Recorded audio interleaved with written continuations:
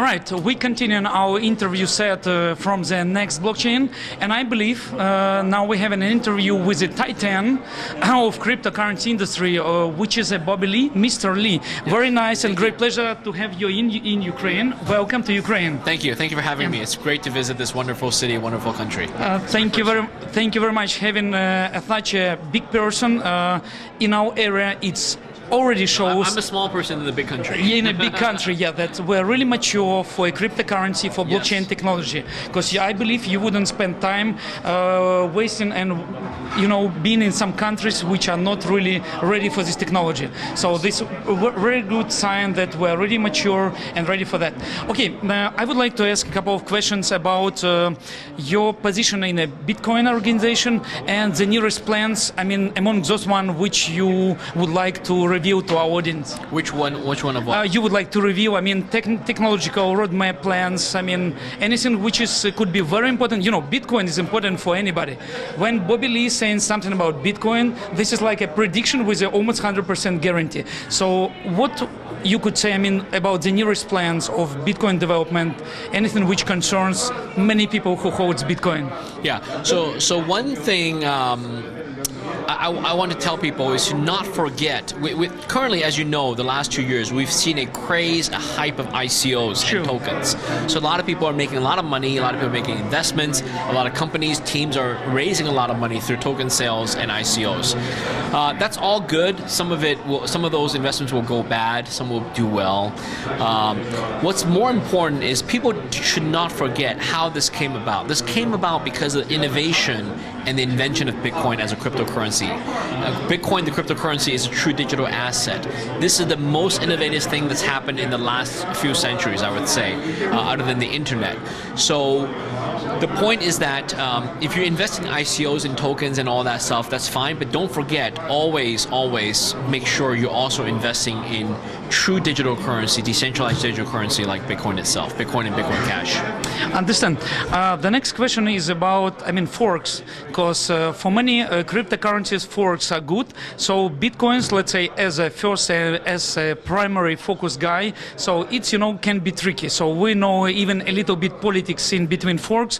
Your personal viewpoint, are forks good for Bitcoin? Now, I account for like 36 forks, so forks, whether it will be more, whether we will reach 100, and is there really a need to have such a lot of forks? I mean, is it really developing the progress, or it's already at some point, already like a dragging point, and it's not already working not for good, but for some, segregation of influence in between the Bitcoin community? Yeah, are you talking about how many forks are there for Bitcoin right now? How many are there? 36. 36, that's amazing. Yeah. I didn't even know there were that many. Yeah. So got unlimited lighting and etc. etc. Yeah. So what I say is this, okay? Your question was, whether forks are good or bad for Bitcoin? Sure. I think I actually disagree with that question, the fundamental, because in order for something to be good or bad for Bitcoin, it assumes that something can negatively affect Bitcoin. Yes. Right? So it's my opinion that nothing can negatively affect Bitcoin other than lack of knowledge. If we suppress and enslave the world and don't tell them that Bitcoin was invented, don't tell them what Bitcoin is, how Bitcoin is, that's what's truly bad for Bitcoin. But aside from that, nothing can harm Bitcoin because it's truly decentralized. Anyone can use it, no one can stop it. So it doesn't matter if there's 100 more forks this year or there's 1,000 forks. In the end, Bitcoin's value will stay because of the properties of Bitcoin, of it being a global decentralized asset class. Now, in terms of forks, many of the forks were created out of greed. Any fork that had pre-mine, any fork that had extra mining or early mining to the founders or blocks taken away, those are all greedy forks. I don't support any of those. So the only two Bitcoins that I support are Bitcoin and Bitcoin Cash, BTC and BCH. Okay, that's clear, thanks. The next question is about, let's say, what up to your opinion, could be the really true accelerator to widespread Bitcoin as a measure of value, as a new mean instead of, for example, classical fiat currencies across the globe? Because 7 billion people, definitely, I mean, people are getting faster and faster, getting known themselves with this technology. But basically, what could be the accelerators you would suggest to governments, to people, to community, to anyone, in order for us, let's say, we are really happy to adopt and get Bitcoin in our daily life? From your viewpoint, 3-4 accelerators which we really need as a planet, as a community, as everybody, in order to make it faster, smoothly, and with less pain, if I may say. You're asking about accelerators? Accelerators, yeah. What kind of accelerator? Give me an example. I don't know, regulation, for example.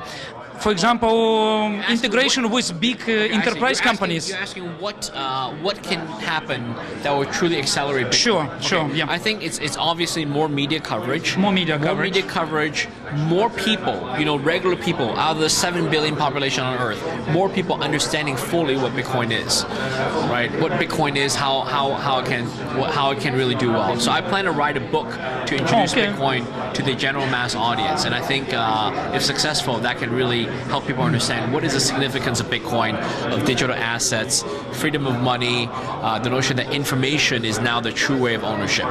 So that's something to understand. Thank you very much. Positively agree with you. The next question is your daily life. I'm pretty sure you're meeting a lot of billionaires and very wealthy and influential guys. So from your, let's say, viewpoint, for the last 2 years, definitely the awareness about Bitcoin and cryptocurrency are really getting to the mass. But let's say, what you could say and characterize, what is in mind of a wealthy people? Are they already ready? Are they already starting to get in this, oh, okay, I have to have something in Bitcoin, or they still like hesitating and, on the way?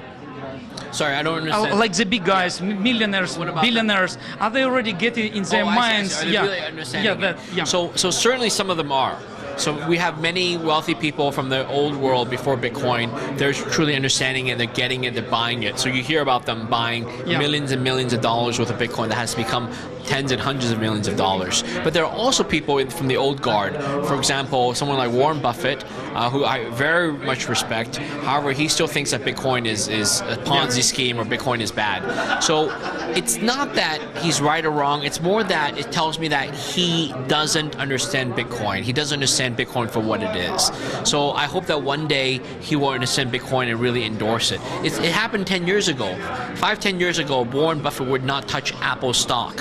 However, back then I was already an investor of Apple stock, the maker of iPhone. Yeah, sure. And because I understand the business model of iPhone, the stickiness of the product, and that's why I made an investment in Apple early on. And for Warren Buffett to not understand it, he thought all tech stocks are bad. Well, that's what he said. But now, guess what? Just this year, Warren Buffett is now one of the largest investors of Apple. He put in hundreds of millions of dollars, or even billions, I don't know how much, in Apple stock just recently, because so he now maybe for him he needs time, and in 3 years, because he needs an opportunity and time to understand the true value of Bitcoin. We've seen Morgan Stanley flip-flop, Lagarde, Christine Lagarde. Yes. So people getting more knowledge, getting more comfort, and they said, I accept it. And the good thing is, all smart people, all successful people can always change their mind. Yeah. So that's why I have confidence in humanity, is that even the smartest people today out there, the most respected people who say no to Bitcoin today, one day they will say yes. That's okay. Yeah. The last question is, many people would definitely want to get just a 5 minutes and get a consultancy from you and some advice from you. So is there such an opportunity, to get rich, for example, in Ukraine? Because as you and some other guys just confirmed, many smart people, they have an issue how to get, exposed, how to get to the email box of a big guy, maybe with a really great idea, an opportunity, maybe a little bit cutting the age, but still, we believe next Tesla may be somewhere around. So I got a guy who just invented a mining bulb with LED, so technology. So, and basically what we're talking about, LED is good, so it's economic. So for example, it's already creating some sense. So it's billion of bulbs across the globe. If such a guys would like to get exposed, is there a way they can get on the radar, if I may say? Well, the idea is that, you know, life is about taking opportunities, Yes. and also there's luck involved. So it's about finding the right place, the right place to go to at the right time, whether it's meeting entrepreneurs, meeting industry leaders, attending conferences. Also, it's about working hard. If you work hard, get a good education, work hard on your project, get some good investors, and really try to make a difference. So there is no easy path in life. There is no sure way, single solution. If there were, everyone would be on the path, right? So my point is that if people want to come meet me, they can meet me at conferences. You know, we can meet, exchange email addresses and talk about that. But in the end, it's about working hard, getting your product, getting your idea, sharing it with people, getting it shown, getting it people to understand it. So there's no quick and dirty solution. It's just like making money. Hard working. There is no quick way to getting rich. So people who are talking about, oh, this is how you can get rich quick, this is how I will get rich quick, forget about that. I think that's all vapor. Have you got interest in artificial intelligence and robotization stuff? I mean, because Bitcoin, crypto, definitely.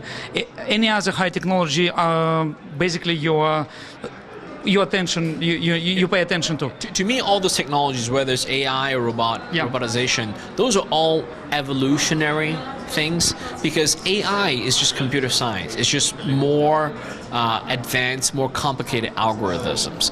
So what is AI before is now regular computing. What is AI today will be regular computing in 10 years. So it's a sliding scale. So to me, everything's AI and nothing is AI.